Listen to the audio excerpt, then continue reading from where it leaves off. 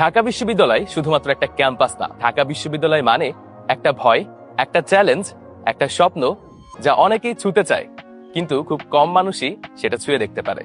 আর আমি আমি ঠিক তোমারই মতো একজন নর্মাল স্টুডেন্ট, খুবই নর্মাল ব্যাকগ্রাউন্ড থেকে। ক্লাসের টিচার কিছু জিজ্ঞেস করলে বুক ধরফর করতো, বন্ধুরা সবাই ইন্টেলিজেন্ট আর আমি কোনো মতে টিকে থাকার চেষ্টা করতাম।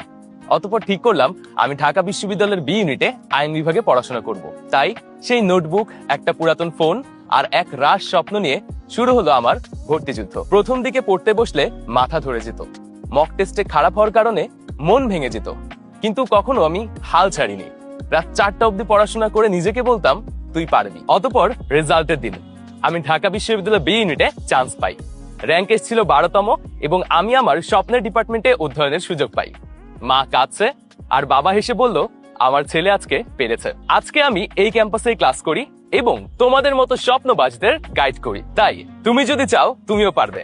চান্স পাওয়াটা শুধুমাত্র একটা প্রমাণ যে তুমি নিজের হাল না ছেড়ে নিজের স্বপ্নকে ছুঁয়ে দেখতে পেরেছো। নাও ইটস ইয়োর টার্ন, চলো চান্স পেয়ে দেখাই।